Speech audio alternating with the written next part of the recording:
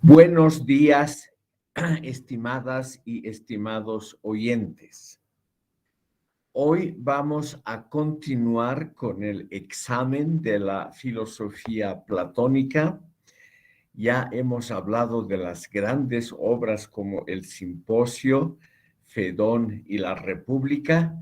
Hoy vamos a ver sobre todo la enorme riqueza temática de los otros diálogos platónicos que suman en total unos 40 títulos, algunos de ellos no aceptados por todos los investigadores porque probablemente son apócrifos. De todas maneras, les voy a mostrar también un texto apócrifo de excelente calidad. Vamos a empezar hoy con Gorgias, porque en la sesión anterior ya hemos mencionado algunos detalles de este diálogo que pertenece a los grandes escritos de la juventud de Platón. Hemos visto algunos elementos de Gorgias en la sesión pasada. Gorgias se titula también Sobre la elocuencia, porque es un tratado muy interesante, es uno de los principales escritos de la filosofía clásica griega, porque muestra la diferencia entre el verdadero saber y la elocuencia de alta calidad. La elocuencia, o sea, el hablar bien, el hablar bonito, como también se puede decir, muchas veces engaña sobre su calidad intrínseca, que puede ser muy reducida. En los dos grandes diálogos, Protágoras, que ya lo hemos visto, y Gorgias, Sócrates trata de desenmascarar a los sofistas, es decir, trata de demostrar que la gran elocuencia, la facilidad de hablar, una oratoria brillante, no necesariamente es un ejercicio de verdad, de acercarse a lo que uno quiere investigar. Debido a la enorme importancia que siempre han tenido la retórica y la elocuencia, es que estos dos diálogos pertenecen a los principales de Platón. No vamos, por falta de tiempo, no vamos a repetir lo ya dicho sobre Gorgias en la sesión anterior. Quiero ahora indicarles a ustedes solamente que en la segunda parte de este diálogo, la figura de Sócrates desaparece casi por completo y emergen otros participantes igualmente importantes como Calicles y Pilo. Y Polo. Vamos a ver, estimado público, sobre todo este Calicles.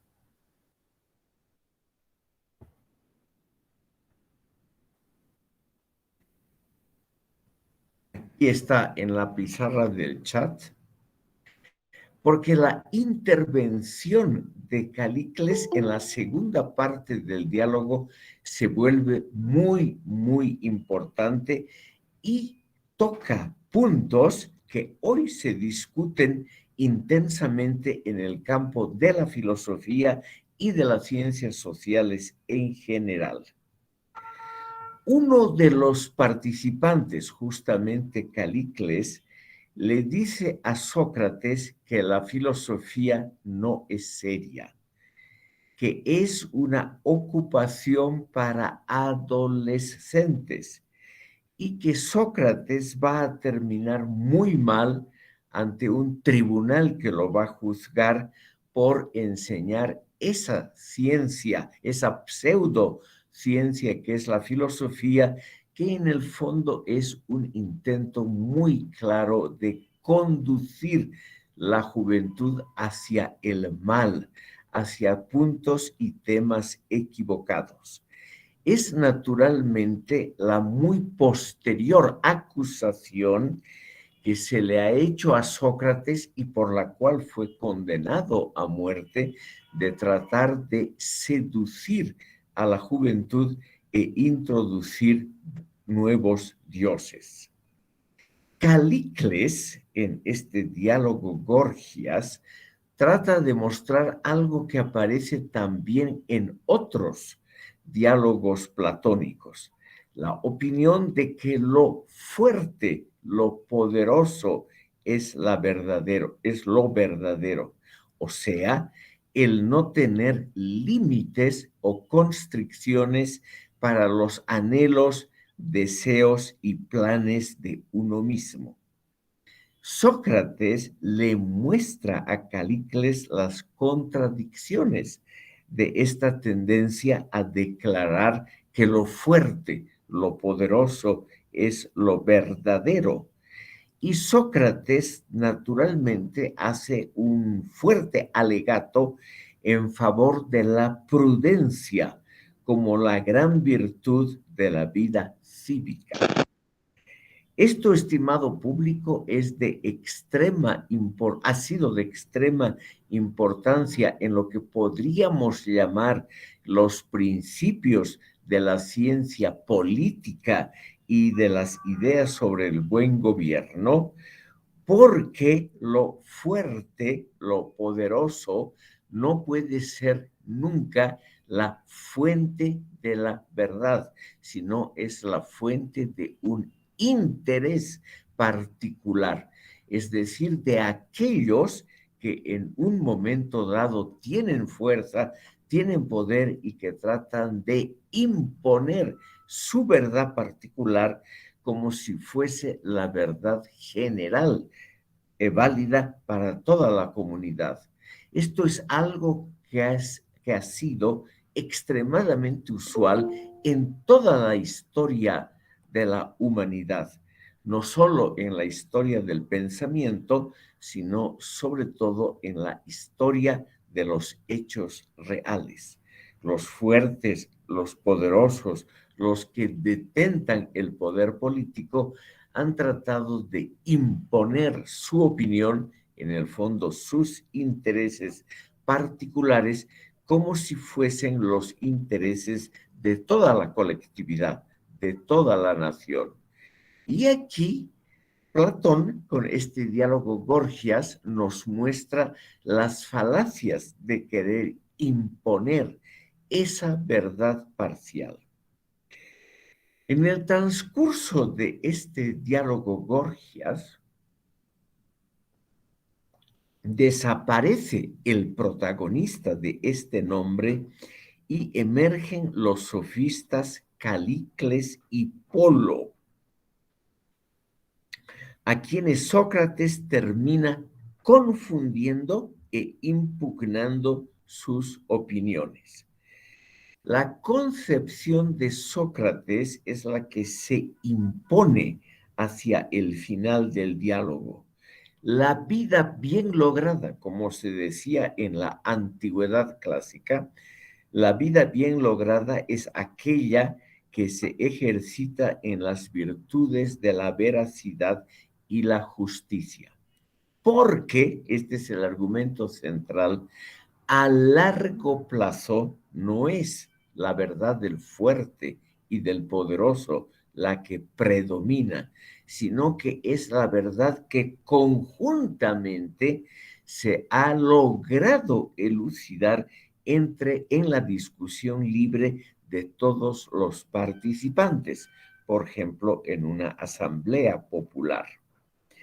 Lo negativo resulta ser la retórica que manipula y engaña a los ciudadanos.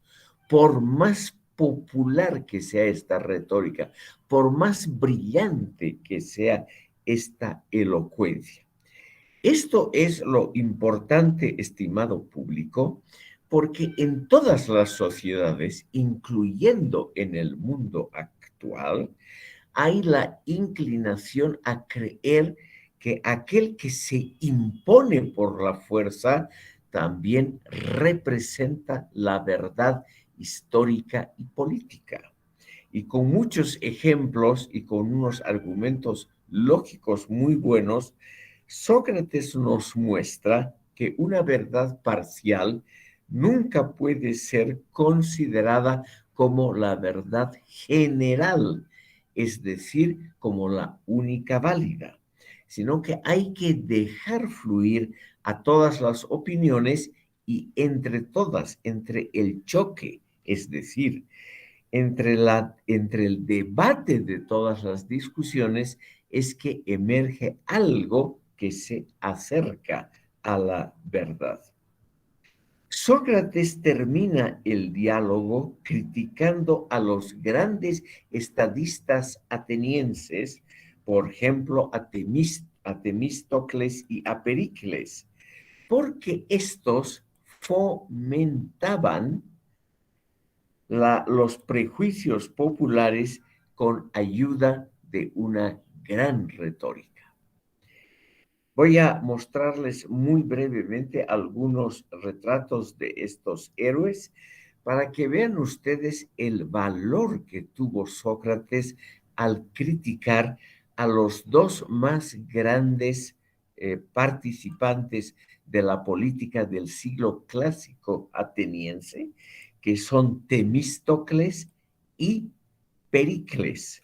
Se necesitaba un cierto valor para criticar a los héroes más grandes, a los héroes más grandes de la política griega de ese momento. Y eso es realmente algo muy valioso que ha hecho Platón. Tal vez una indicación histórica es importante, estimado público. En el siglo de oro que antecede inmediatamente la vida de Platón, Pericles fue el representante más famoso de esa época clásica, de la prosperidad más grande de Atenas, también la época en que Atenas era evidentemente la ciudad, el estado-ciudad más grande del mundo griego. Y criticar al máximo representante de la gloria ateniense era naturalmente algo completamente ridículo. Y sin embargo, Platón lo ha hecho por boca de Sócrates. Aquí tenemos en la pantalla el único retrato existente del gran Pericles, como les decía, el estadista, el estratega y el arconte, los dos títulos más importantes, uno militar, uno político en la Atenas clásica.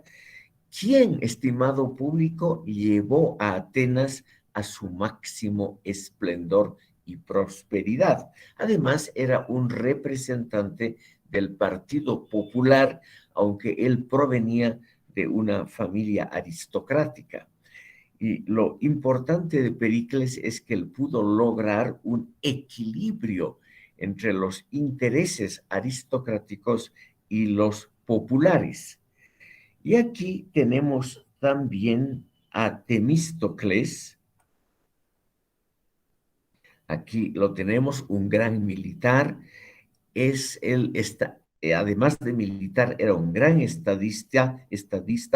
Es el que venció a los persas en la batalla naval de Salamina. Nunca más los persas pudieron reponerse de esa pérdida de su flota y el poderío naval desde entonces pasó al pequeño estado ciudad de Atenas. Entonces, estos dos personajes, Temístocles y Pericles, eran considerados por prácticamente todos, como las figuras absolutamente cumbres de la política y de la historia atenienses. Y se necesitaba, obviamente, un gran valor para criticar a estos personajes. Platón, por boca de Sócrates, los critica porque ambos fomentaron los prejuicios populares con una brillante elocuencia, o sea, mediante el uso de una retórica engañosa, en lugar de decirles a los atenienses la verdad desnuda, aunque ésta fuera dolorosa, que es lo que propone Sócrates, o sea, el portavoz de Platón, en este diálogo Gorgias. Sócrates promueve en el fondo una ciudadanía consciente y siempre despierta, que no se deje influir por la retórica ni de los estadistas ni de los grandes sofistas. Por ello, estimado público, es que esta obra es muy interesante, Gorgias. Gorgias era, junto con Protágoras, el sofista más famoso, el maestro de la retórica, y este maestro de la retórica es, estimado público, justamente la figura que Platón va a criticar en esta obra Gorgias, y en la que le sigue, que vamos a ver ahora mismo, el sofista. Quisiera indicar un punto esencial que hoy en día se ha discutido muchísimo, estimado público, porque se trata de un tema muy actual: la diferencia entre un pensamiento utilitario, importante en un momento, pero de corto alcance en el largo plazo, y un pensamiento importante para el largo plazo, aunque no tenga una aplicación inmediata.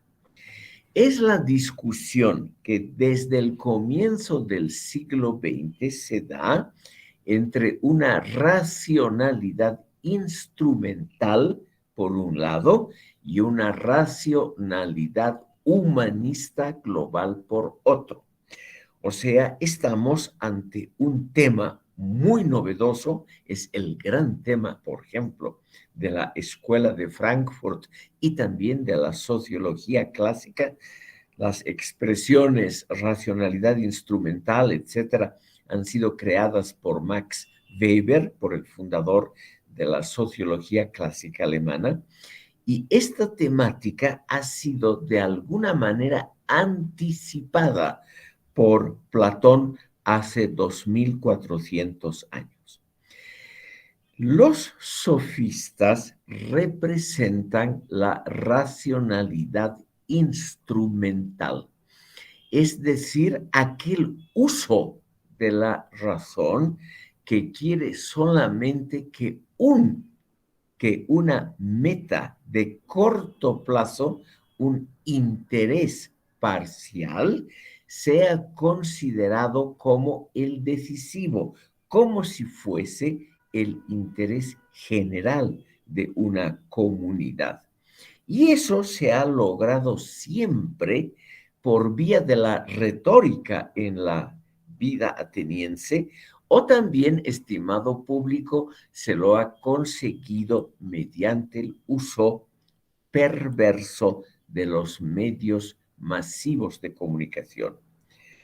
En una de las próximas sesiones vamos a volver a este tema al tratar la retórica de Aristóteles.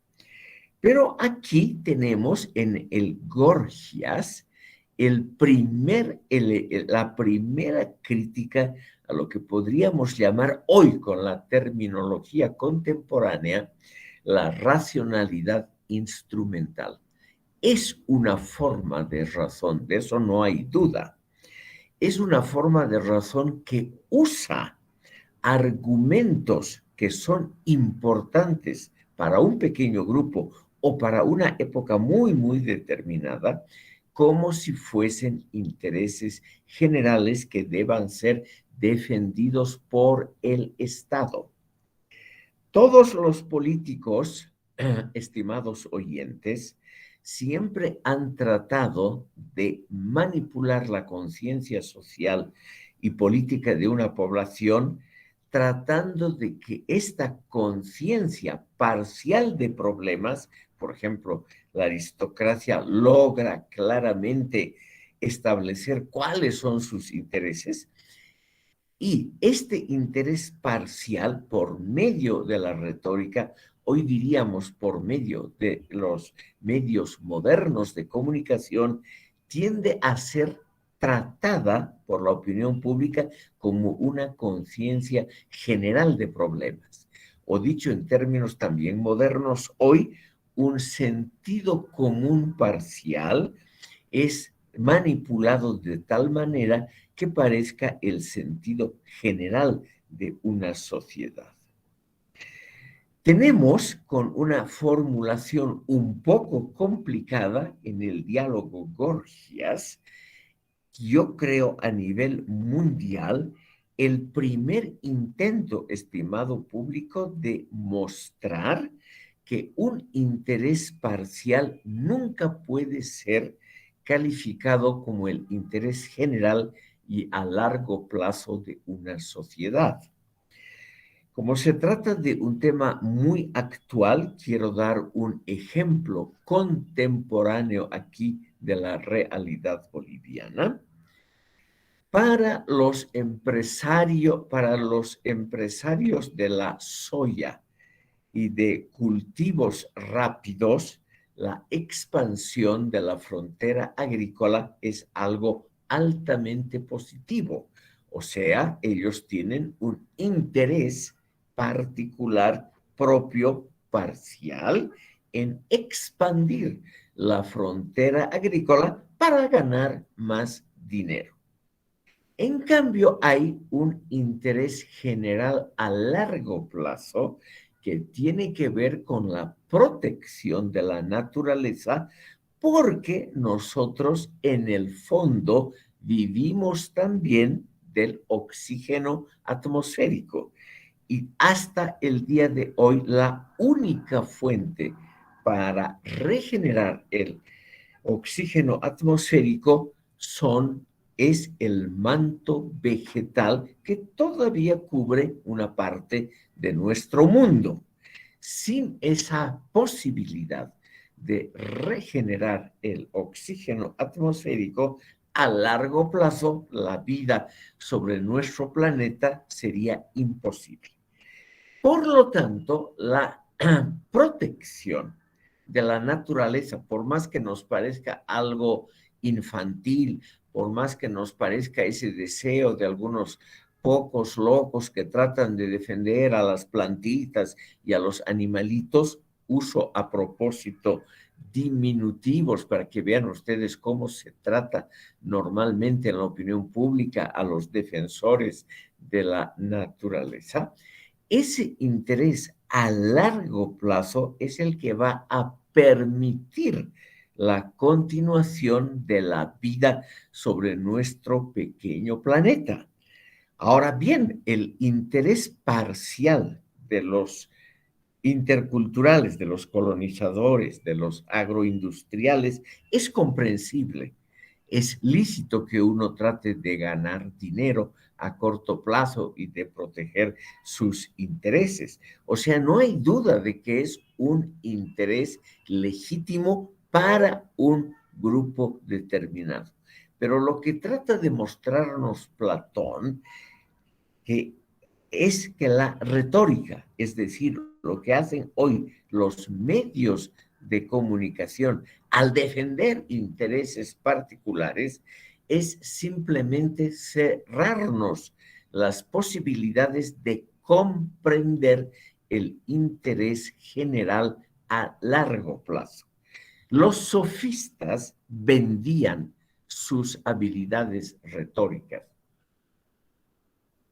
Dicho en forma más clara, los sofistas alquilaban sus habilidades retóricas a quien les pagaba más, vendían al mejor postor, y eran justamente criticados por Sócrates y Platón porque vendían sus habilidades retóricas, que eran muy grandes, las vendían por dinero, y el dinero es casi siempre un interés de corto plazo y de círculos muy restringidos. Entonces, la crítica a los sofistas, estimado público, es también la crítica al pensamiento de corto plazo y el pensamiento crítico, el que ve el pro y el contra de una situación. Ese pensamiento es el que vale la pena a largo plazo. Y eso es lo que trata de mostrarnos Platón en varias obras, en los diálogos Protágoras, en el diálogo Gorgias que acabamos de ver, y en un diálogo llamado El Sofista, que es el que vamos a ingresar en este momento. El Sofista, estimado público, es uno de los diálogos más interesantes que ha compuesto Platón. Es un diálogo de su etapa madura. Es un diálogo acerca del ser, pero también es un diálogo acerca de los oficios, los productores, los comerciantes, con una cierta referencia especial a los pescadores. El sofista es un cazador o un pescador que se dedica solo a los animales mansos o a los peces que pueden ser atrapados, es decir, pescados fácilmente. El sofista, por lo tanto, al ser un cazador que se dedica a lo usual, a lo habitual, a lo que es fácil de comprender, no genera conocimientos originales, conocimientos que vayan más allá de cosas altamente delimitadas y ya sabidas por la población. En una palabra, ese comerciante de animales mansos o de peces, el cazador y el pescador como oficios usuales, no producen un conocimiento que vaya más allá de conseguir dinero fácil vendiendo peces o presas de caza. Es decir, no genera realmente un conocimiento profundo general sobre toda la sociedad, aunque en el campo práctico de cada día, los cazadores y los pescadores son obviamente muy importantes. Nosotros no podríamos vivir sin los alimentos que ellos producen. Pero esto es lo que hay que distinguir. En el campo del pensamiento tenemos que ir más allá, plus ultra, como se dice en latín, más allá de lo necesario en la vida cotidiana. Nadie duda de que la producción de alimentos es algo extraordinariamente importante. Eso nadie duda. Pero los que producen los alimentos no necesariamente tienen un pensamiento que vaya más allá de sus ocupaciones, por más importantes que éstas sean. Estimado público, ruego considerar esta situación, que es lo mismo de la discusión entre racionalidad instrumental y racionalidad humanista. Nosotros no podríamos vivir sin la racionalidad instrumental, que es la que posee un buen cazador o un buen pescador. Ellos saben cómo aplicar la razón a su oficio. Han inventado procedimientos como la pesca con anzuelos, que es tratada aquí en este diálogo, o la caza con instrumentos muy habilidosos como trampas para animales. No hay duda de esa importancia de lo que podríamos llamar productos y procedimientos de la racionalidad instrumental. Pero alguien, nosotros los filósofos y los intelectuales, tenemos que discutir también los temas de largo alcance. Podría ser que una pesca exagerada destruya el hábitat y haga morir a los peces sin que puedan reproducirse adecuadamente. Lo mismo una caza exagerada de una especie. Entonces, lo que es válido y lo que es muy importante en un rango reducido, como es la caza y la pesca, para comer un día, eso, estimado público, si lo extendemos exageradamente a a todo nuestro mundo, podría terminar con la base de la caza y la pesca. Por lo tanto, nosotros los intelectuales, los filósofos, tenemos que pensar en la protección también de las especies animales y vegetales. Es decir, tenemos que, sin dejar de lado la importancia instrumental de la producción de alimentos, tenemos que pensar a largo plazo en mantener la base natural para esta producción. Los sofistas eran habilísimos en vender conocimientos, elocuencia, es decir, en la manipulación de las conciencias. Eso, eh, Sócrates, como portavoz de Platón, se da cuenta y lo dice muy claramente. Es decir, los sofistas son imbatibles en la defensa de intereses particulares, en la defensa de la razón instrumental, diríamos hoy. Pero la razón instrumental no es todo.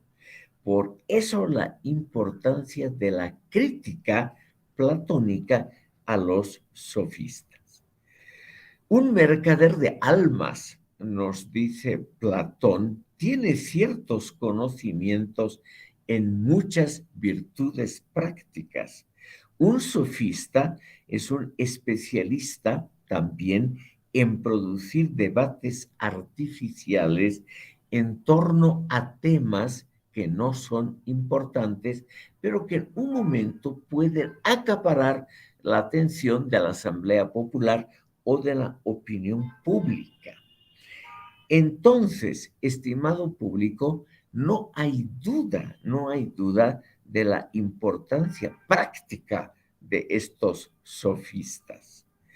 El diálogo, el sofista, que transcurre entre personajes que son introducidos, que luego aparecen en varios diálogos, como Teodoro, Teeteto, etcétera.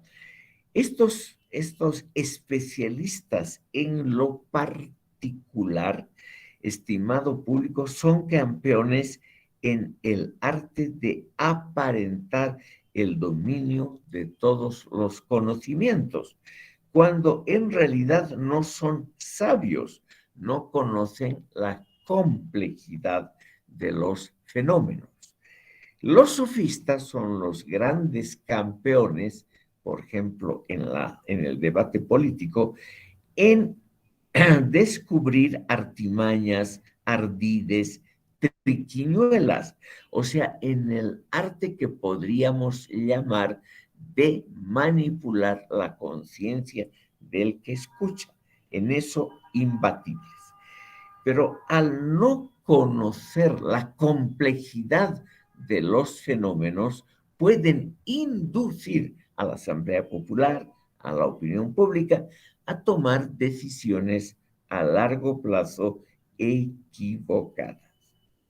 El sofista se parece al encantador de serpientes, al mago que solamente conoce las mañas para engañar a gente ingenua. Es decir, los sofistas son los campeones de causar impresiones positivas, pero que pueden ser falsas, pueden ser las apariencias de una gran erudición, pero no conocen realmente las complejidades de la vida social. El sofista es un diálogo muy interesante que termina con una larga disquisición sobre Parménides, sobre el gran pensador Parménides y sobre el ser, sobre la teoría de las ideas internas y sobre el nombre de las cosas. Es decir, sobre aquellos pensadores que atribuyen una importancia decisiva a los fenómenos de largo plazo. Parménides fue una figura histórica, un pensador presocrático del cual solo tenemos pequeños fragmentos. Vamos a ver posteriormente por qué era uno de los pensadores preferidos de Platón. Este diálogo, el sofista, en su parte final, tiene una especie de resumen de la teoría platónica sobre las ideas eternas, que son diferentes a las teorías sobre cuestiones temporales, a las cuales los sofistas atribuyen una importancia exagerada. Los sofistas son aquellos pensadores que atribuyen una importancia muy grande a lo físico, es decir, a los fenómenos de la vida cotidiana y que descuidan la esfera de las grandes ideas eternas. Por lo tanto, estimado público, por ello es importante la discusión de temas abstractos, que como ustedes pueden imaginarse, no son temas populares. Estos temas abstractos, por ejemplo, las ideas sobre lo bello, lo conveniente, lo verdadero, lo justo, son indispensables para la construcción de un mundo donde nosotros podemos legar algo a nuestros nietos. Eso es lo interesante, estimado público. Nosotros tenemos que dejar algo sólido a las generaciones que vienen después. Y eso se logra solamente si uno también dedica un espacio de reflexión a los temas importantes de largo plazo que naturalmente parecen muy abstractos. El diálogo nos dice que el sofista es el que imita, no es el que crea algo, no genera novedades. El sofista es aquel que domina el arte de la elocuencia, de la eufonía, del hablar bonito en frases generalmente largas y confusas, es decir, barrocas, que los oyentes no se dan cuenta de las posibles falsedades que éstas tienen. Entonces, aquí termina el diálogo con un consejo muy interesante que yo también transmito a ustedes. El Sócrates ficcional de este diálogo dice, el sabio verdadero habla en frases cortas, no trata de confundir o de brillar mediante frases largas que dan la impresión de ser naturalmente importantes, profundas, pero que en el fondo son palabrería, es decir, son solamente la parte exterior, el ropaje, los oropeles, los adornos barrocos que tratan de encubrir la falta de ideas originales. El verdadero sabio, nos dice este diálogo, es aquel que no teme contradecirse, porque es el que busca. Al buscar, estimado público, uno puede contradecirse y no hay que tener miedo a ello. Hay que admitir que uno no sabe algo. La búsqueda de la verdad siempre, siempre contiene errores. La búsqueda de la verdad es un camino que va entre la equivocación y no hay que tener miedo de hundirse en esas opiniones equivocadas porque, estimado público, esas opiniones equivocadas nos ayudan a construir la verdad final, que es lo que vamos a ver en los próximos diálogos. Ahora veremos, estimado público, el diálogo el político, el estadista. Este es un diálogo de la época madura de Platón, concebido como la continuación del diálogo el sofista que acabamos de ver. Perdón, me permito preguntar a los oyentes si ven bien las imágenes. Me gustaría saber para evitar mostrarles imágenes que no ven. Se ve, doctor. Gracias, muchas Se ve bien. Perfecto. Entonces seguiremos. Aparte del diálogo grande, el mayor que ya hemos comentado, la República, Platón ha escrito un diálogo breve que se llama El político, que quiere decir el estadista, donde él habla de un tema diferente a la República. Habla de la división de las actividades humanas. Y la división que propone Platón por boca de Sócrates es la separación entre las actividades que solo que actúan y hacen cosas materiales y las actividades reflexivas, como por ejemplo la enseñanza y obviamente la actividad de los filósofos. Platón nos dice en este diálogo que el verdadero estadista pertenece a esta última división, es decir, a aquellos que reflexionan, aunque tenga que tomar permanentemente decisiones sobre la vida práctica. Pero son decisiones, es decir, no son él necesariamente no trabaja con las manos, no produce objetos, el político, pero sus decisiones son extremadamente importantes porque esas decisiones influyen sobre la producción material.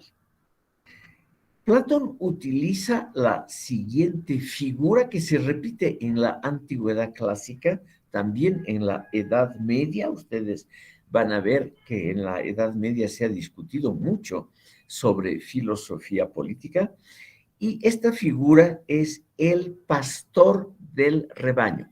El estadista es el pastor, el dirigente, el que conduce una enorme cantidad de animales, o sea, el rebaño, porque no hay que tomarlo como algo negativo.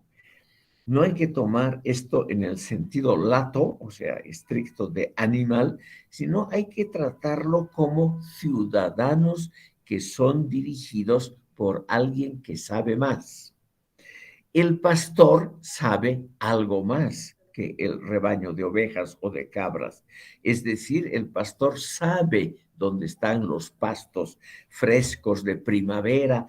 El pastor sabe qué es lo que conviene realmente al enorme rebaño. Y por lo tanto es el cuidador del rebaño. Y Platón nos dice, el estadista es el cuidador de la ciudadanía. Pero al avanzar en este diálogo, se nota que esta definición es insuficiente. Así procede, estimado público, la lógica platónica en todos los diálogos. Se da una definición, como esta del cuidador de la ciudadanía, que parece una definición correcta, practicable además en la vida cotidiana, pero inmediatamente después, precisamente en el desarrollo del diálogo, se nota que esta definición no es suficiente. Esto no quiere decir que sea una definición equivocada, no es, sino que es una definición que nos ayuda en un primer momento, pero que resulta pobre ante la magnitud de los problemas y situaciones ante los cuales generalmente se encuentran los estadistas. El diálogo comienza con una larga disquisición sobre la clasificación de los animales. Todos los diálogos platónicos empiezan con anécdotas de la vida cotidiana que parecen no tener una relación exacta y clara con el tema general. Pero estas inclusiones de anécdotas son muy importantes desde el punto de vista pedagógico, es decir, sobre la didáctica de cómo el lector es introducido a una temática abstracta. Los interlocutores de este diálogo, el político, llegan a una segunda conclusión que es curiosa y paradójica, que para aclarar la verdadera determinación del estadista hay que acudir al ámbito de los chistes y las bromas, es decir, a la esfera de lo lúdico, de la mitología y de las viejas historias. Entonces, estimado público, aquí tienen ustedes una de las primeras defensas de lo lúdico, o sea, del juego, lo lúdico es lo juguetón, una primera defensa de lo lúdico como un elemento importante del pensamiento filosófico. Hay obras muy posteriores, por ejemplo, en el siglo XX hay una famosa obra, Homo Ludens, el hombre es el animal que juega, porque se ha comprobado en el siglo XX que los juegos realmente serios constituyen una parte importante de la esencia humana y de aquello que nos distingue de los animales. Lo vamos a ver luego, estimado público, porque este es un tema recurrente. Vamos a ver luego las complicaciones de la inclusión de lo lúdico en temas muy serios como la política. Platón nos dice lo siguiente: el universo ha sido creado por el dios del tiempo, Cronos. Es un mito que lo exponen aquí en el diálogo, muy importante, porque nos trae la idea de la felicidad, la prosperidad y la solidaridad primordiales como elementos definitorios de la edad de oro.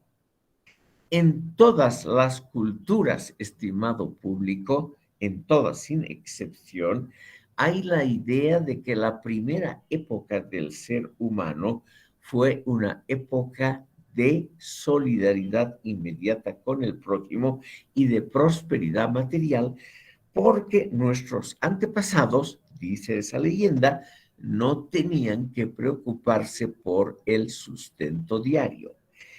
El mito del paraíso contado en el Génesis bíblico reitera la misma figura. Adán y Eva eran totalmente felices porque podían vivir sin trabajar. Es decir, solamente les bastaba alargar la mano para alimentarse adecuadamente y no tenían problemas porque vivían totalmente de acuerdo a principios morales muy simples, muy elementales. Esta edad de oro, y aquí Platón nos hace una interesantísima crítica, esta edad de oro ha quedado como paradigma del futuro. Esto también hay en la filosofía andina.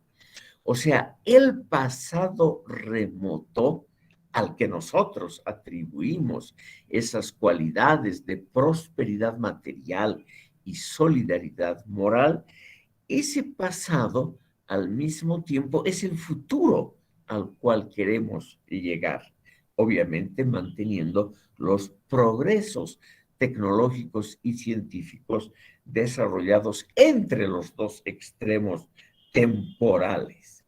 Pero no hay duda de que esa edad de oro tiene una importancia como ejemplo, es decir, una especie de relevancia paradigmática, como se ve, por ejemplo, en las concepciones marxistas.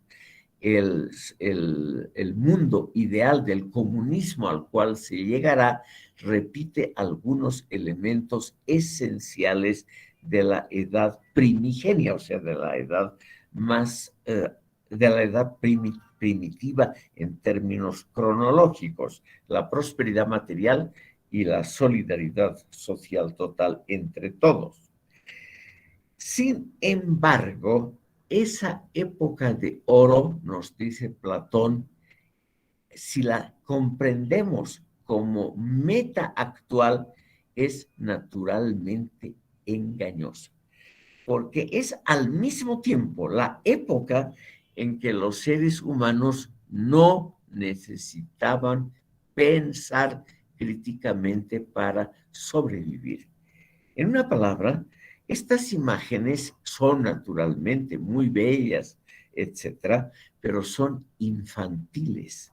Nos pintan como futuro algo a lo cual no podemos volver. En el diálogo El Político se hace una larga referencia al posible desarrollo histórico, a la evolución tecnológica. Por ejemplo, nos dice la importancia de hilar y tejer. Platón nos muestra la importancia de hilar y tejer, de los primeros oficios, de pescar y cazar, etcétera. Y nos dice algo que es esencial, estimado público, para dejar atrás la etapa infantil.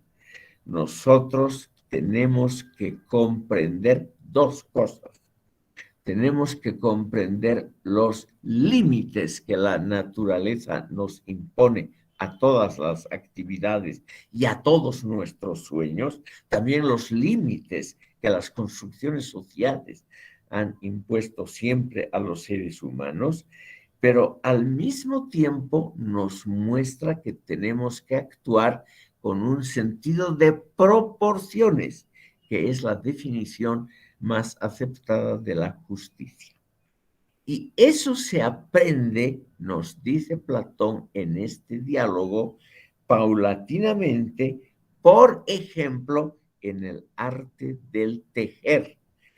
El arte de fabricar fibras y tejidos es un arte que nos muestra qué longitud de fibras tenemos que usar, cómo tenemos que combinar colores entre sí, porque la combinación de colores es lo que produce la estética, como simultáneamente el estudio de las proporciones nos da la idea de la justicia.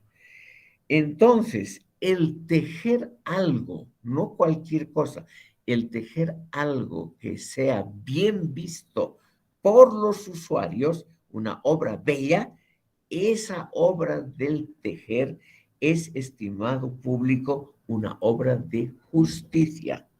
O sea, un buen tejido nos muestra claramente el sentido de proporciones, lo que es en el fondo la justicia. Al mismo tiempo, como no todos pueden tejer, como no todos tienen el sentido de equiparación y combinación de colores, no todos tienen esa habilidad de los y las tejedoras, entonces existe una división que podríamos llamar casi natural entre oficios. No todos pueden trabajar el cuero tan bien como un buen zapatero. Y esa división de oficios, nos dice Platón, es la que ha llevado a la división posterior de clases. En esta obra, El Político, Platón nos adelanta ideas que luego las va a usar muy ampliamente su gran discípulo Aristóteles. Aquí aparece en El Político, antes que en la obra de Aristóteles, la primera clasificación de regímenes políticos. Por ejemplo, esa primera clasificación entre monarquía, aristocracia y democracia, que luego ocupa un lugar central en la filosofía política de Aristóteles. Al haber este avance, o sea, surgen clases sociales basadas en los diferentes oficios, primero, luego en los regímenes de propiedad, naturalmente son necesarias las leyes, o sea, regulaciones para que los seres humanos puedan vivir adecuadamente. Todo esto, estimado público, es un proceso evolutivo que a nosotros hoy nos parece absolutamente normal, pero el gran mérito de Platón en el diálogo El Político es el haber puesto sobre papel y en forma clara la primera división de los regímenes políticos y una seguidilla de ellos, que es la que va a estudiar muy detalladamente Aristóteles. La monarquía es la forma primigenia, porque se parece a la estructura de una familia. El padre es una sociedad patriarcal, con perdón de las damas presentes. Aquí estamos hablando de Platón, que vivía totalmente inmerso en una sociedad patriarcal donde las mujeres no jugaban ningún rol político. Entonces, él compara a la monarquía con una buena familia, con una familia bien estructurada, donde todos obedecen al padre de la familia. Ese sería el monarca en términos sociales mayores. Pero es un monarca que tiene que saber algunas cualidades importantes, cualidades que son las derivadas de un médico para curar enfermedades y el timonel, o sea, el capitán de un barco para conducir a la familia, a la sociedad en medio de las tormentas que son inevitables. Entonces aquí, como vemos, hay también una evolución. El buen monarca no está solamente investido de la autoridad del padre sobre esposa, hijos y esclavos, sino que el buen político también tiene a su cargo las funciones de el médico, o sea, sabe curar a la sociedad en tiempos de crisis, y también las funciones del capitán, del timonel de un barco, que es navegar en aguas procelosas, Esta es una expresión clásica que significa aguas tormentosas, es decir, guiar a la embarcación que es la familia, esta metáfora muy usual, a través de aguas que pueden ser peligrosas. Como ven ustedes, aquí en este diálogo que es relativamente breve, Platón toca un montón de temas y eso es algo que hay que considerar. Cuando uno lee la obra platónica nos da la impresión de ser una obra en general temáticamente desordenada, asistemática. Y eso es verdad. La obra platónica no tiene la sistematicidad que introduce su alumno Aristóteles. Pero tenemos la riqueza en temas, situaciones y también en metáforas, porque esa metáfora del tejido, estimado público, y del arte de tejer como base de la justicia, los comentadores posteriores han dicho que es una metáfora muy adecuada. Solamente aquel que sabe combinar colores y figuras es aquel que comprende la complejidad del tejido social y por lo tanto aquel que puede actuar con verdadera justicia. El diálogo, el político, termina repitiendo lo que ya conocemos. Una buena retórica no es el arte del buen gobierno. El verdadero gobernante es el que combina la valentía a la orden de tomar decisiones incómodas con la reflexión filosófica sobre las consecuencias. Una buena decisión no garantiza una excelente ejecución de la misma, no garantiza. Por lo tanto, el campo de la política, y aquí viene otra interesante observación de Platón, es algo mucho más complejo que la actividad de los buenos tejedores. Porque cuando un tejedor se equivoca o hace una mala combinación de colores y figuras, eso es en el fondo inofensivo, tal vez simplemente no pueda vender esa pieza. Pero si el estadista se equivoca, si el estadista ejecuta mal una buena decisión, naturalmente puede llevar a la quiebra, es decir, al desastre de su comunidad. Por lo tanto, una buena decisión es algo diferente a una adecuada ejecución. Y para todo ello, estimado público, lo más conveniente es ver el tejido social como algo muy complejo que debe ser estudiado desde muy diferentes puntos de vista.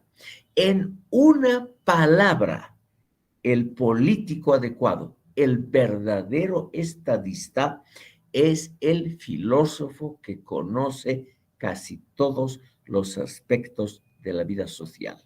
O sea, el que realmente sabe tomar decisiones, lo sabe porque considera todas las posibilidades, considera también los efectos de la ejecución de las decisiones. Y ello se logra, según Platón, en forma adecuada, si ese estadista ha sido formado adecuadamente. En términos clásicos, si ha tenido una buena formación filosófica. Por eso es que él propone siempre que sean los intelectuales, los pensadores, sean los gobernantes. Estimado público, pasaremos ahora a ver otros diálogos platónicos.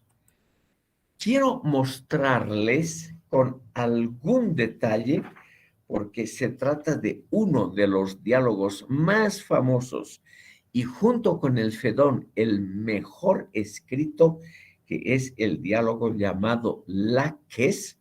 No escribo en la pizarra porque ahí tienen ustedes cómo se escribe Laques, o del valor o también de la valentía.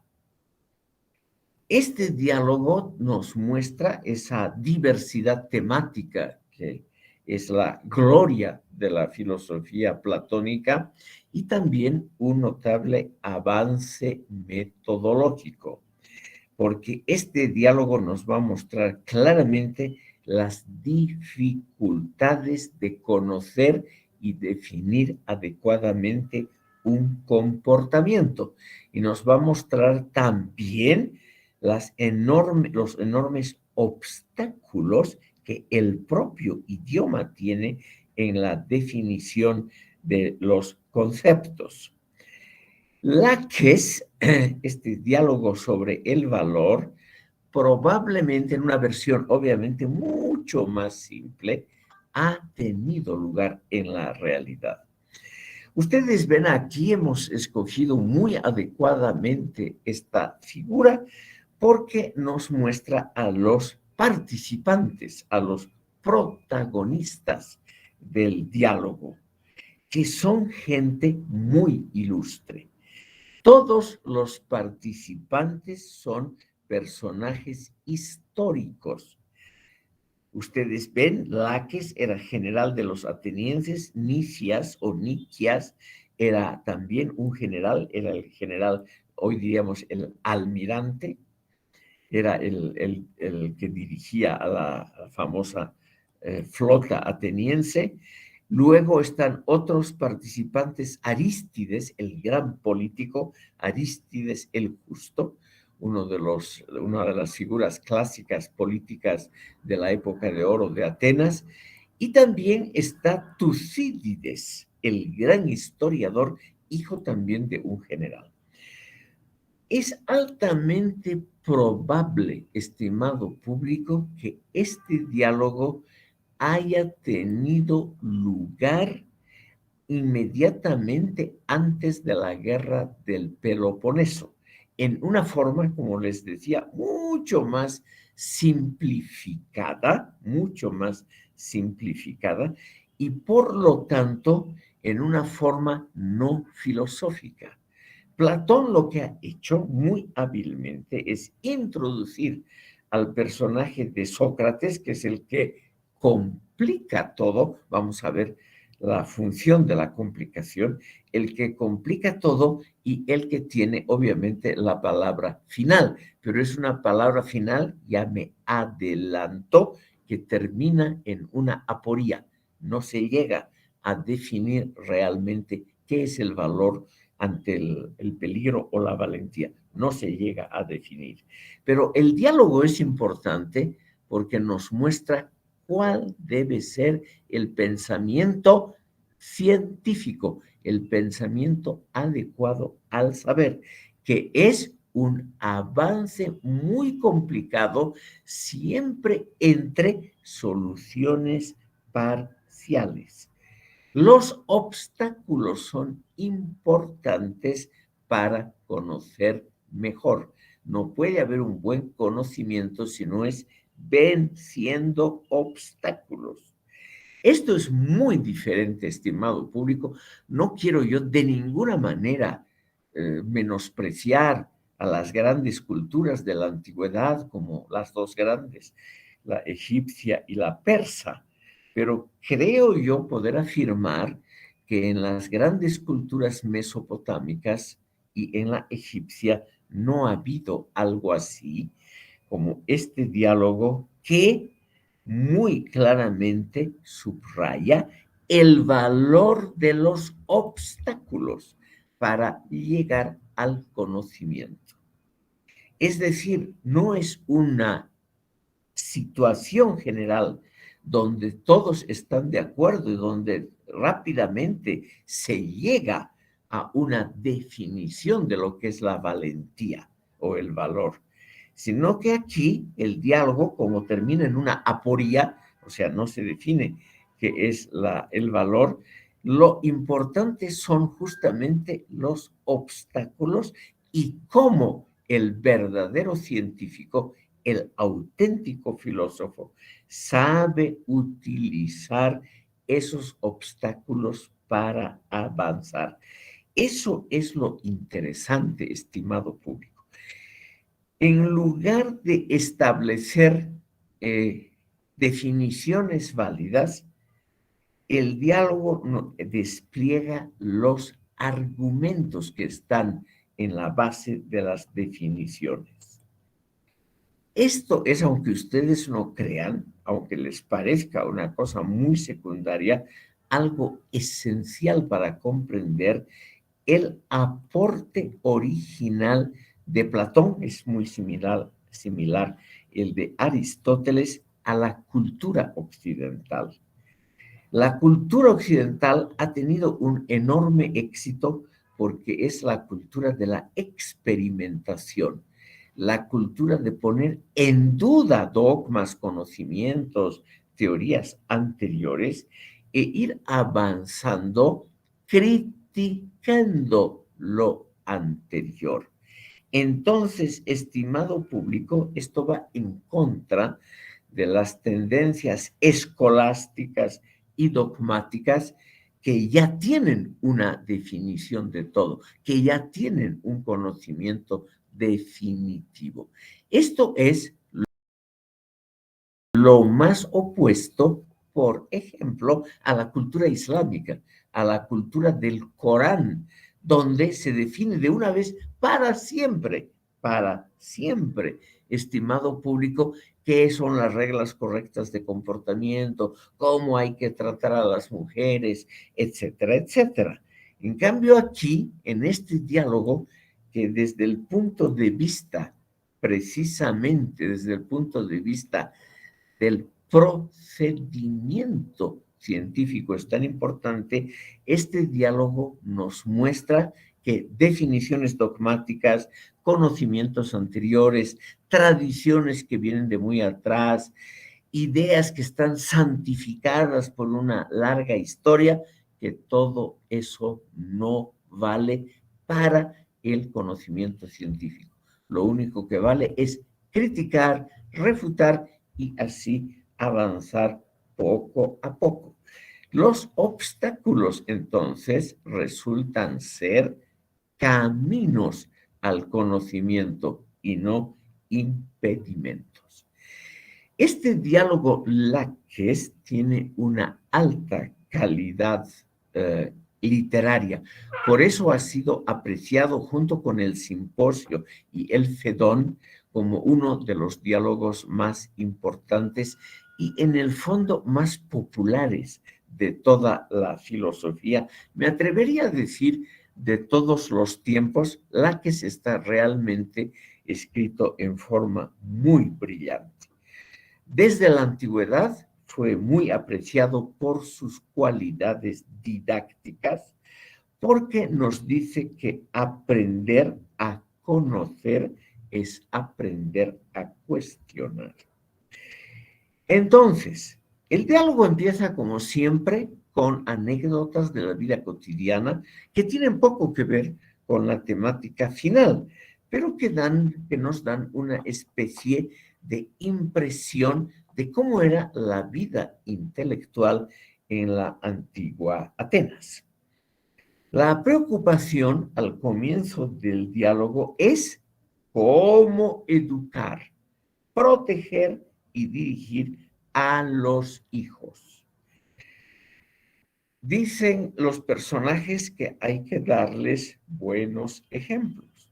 Uno de los interlocutores aconseja la esgrima, o sea, el arte de luchar con una espada, como lo más conveniente para los hijos varones. Hoy en día esta parte del diálogo nos parece aburridísima, estimado público, porque la esgrima hace siglos que no tiene ninguna importancia en la vida social y menos todavía como práctica pedagógica. Pero hay que comprender lo que era la sociedad humana hace 2400 años Cuando los peligros eran inmediatos, cuando cada movimiento en la calle podía contener realmente un gigantesco peligro. Entonces, la esgrima, el arte de defenderse con un arma fácil de transportar que no requería recargarla, como por ejemplo revólver o fusil, que no requería nada más que el instrumento mismo, era naturalmente algo extremadamente popular e importante. Laques, que es militar, desaconseja la esgrima, nos dice, porque en Esparta ya no es apreciada. Entonces, aquí tenemos un primer argumento que es refutado por Sócrates y por los otros participantes. Una moda no puede ser algo definitivo. Es decir, una moda, lo que se dice en Esparta, no puede ser la definición de cuál es la educación adecuada. O, extrapolando a problemas muy generales, una moda intelectual no puede definir qué es la verdad, qué es lo adecuado en un momento dado.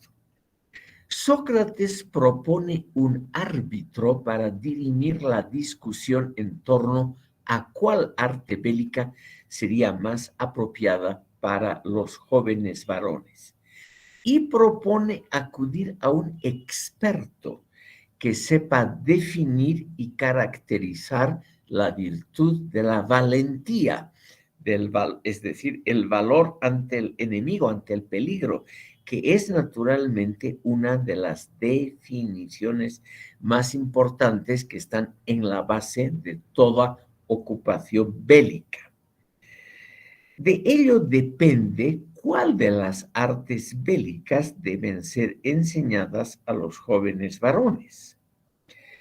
Laques, el personaje que da el nombre al diálogo, un general ateniense, nos dice que valiente es aquel que no huye frente al enemigo. Entonces, estimado público, aquí tenemos una primera definición de lo que es la valentía, que es lo que busca el diálogo. O sea, valiente es aquel que no huye frente al enemigo. Sócrates empieza su actitud demoledora de respuestas simples y le muestra a Laques que esta respuesta no es falsa, pero que es incompleta.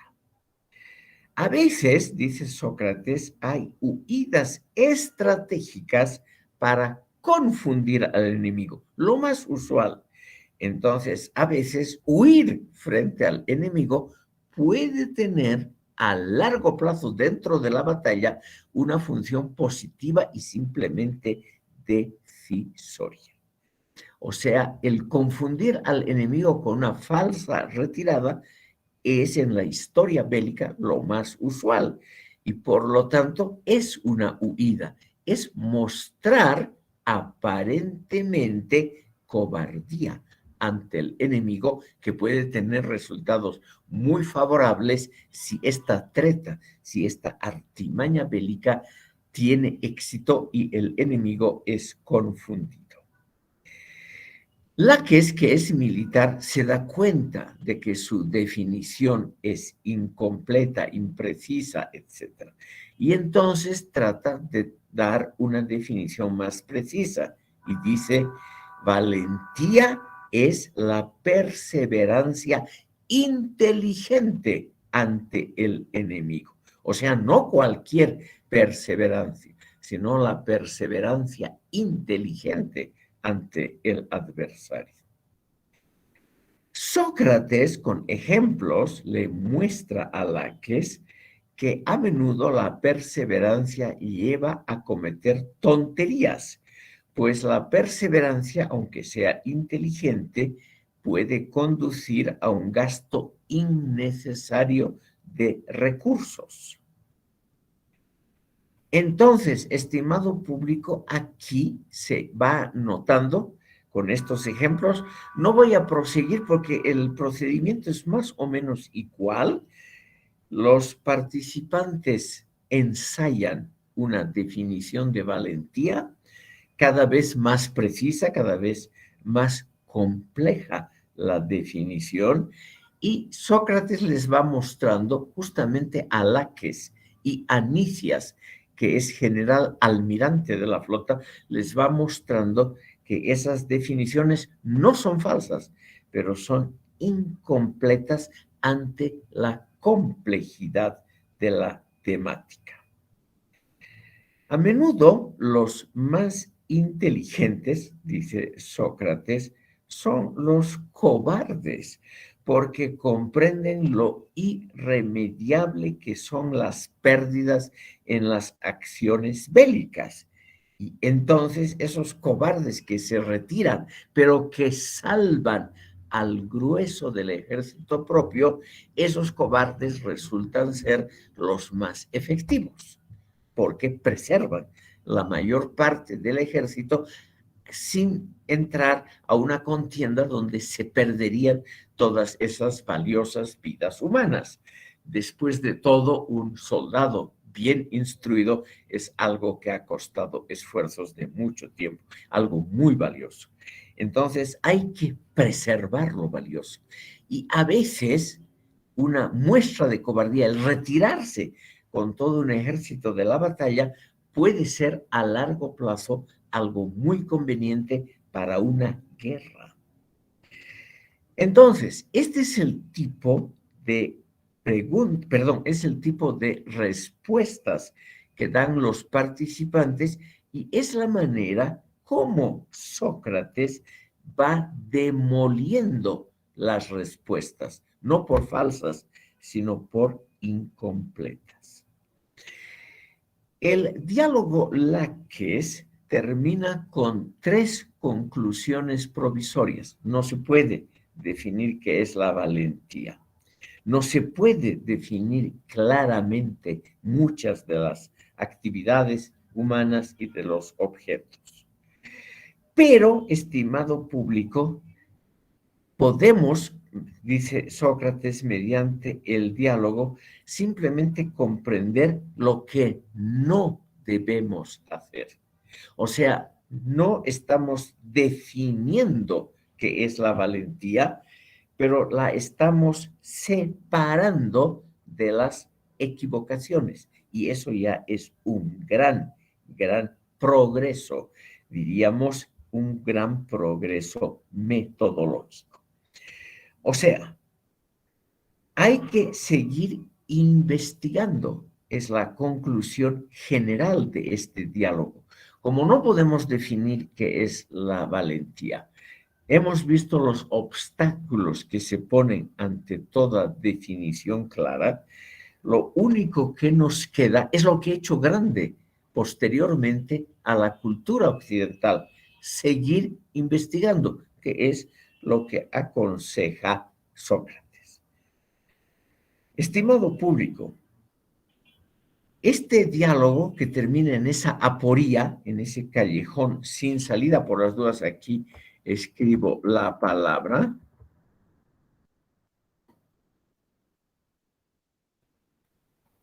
es una palabra importante, un concepto importante de la filosofía. Lo que no tiene una definición o una salida clara significaba originalmente un callejón sin salida. Pero aquí Sócrates nos muestra lo principal de la teoría platónica. La virtud no es la valentía misma, sino el tratar de conocer más, es decir, el esfuerzo investigativo permanente.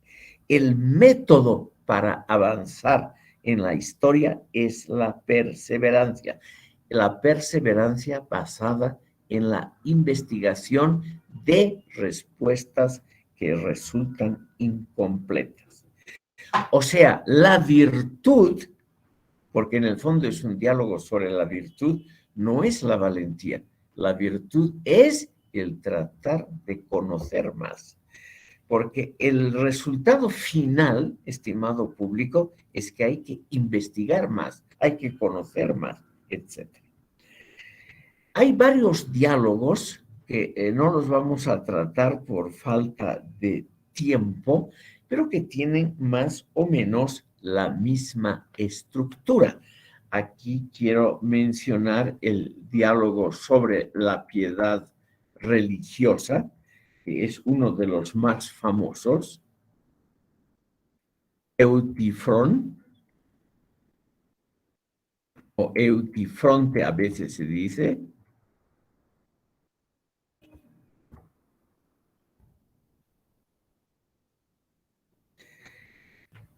Eutifrón, estimado público, es un diálogo que trata de definir la virtud religiosa. Pero como son ya las 12, yo creo que es mejor hacer la pausa ahora y vamos a seguir inmediatamente con Eutifrón y con los otros diálogos que terminan siempre en aporías. El único que he explicado en forma un poquito larga es Laques. Todos los otros van a ser explicaciones más breves porque la metodología socrático-platónica es la misma. Aquí entonces un descanso pedagógico de 10 minutos.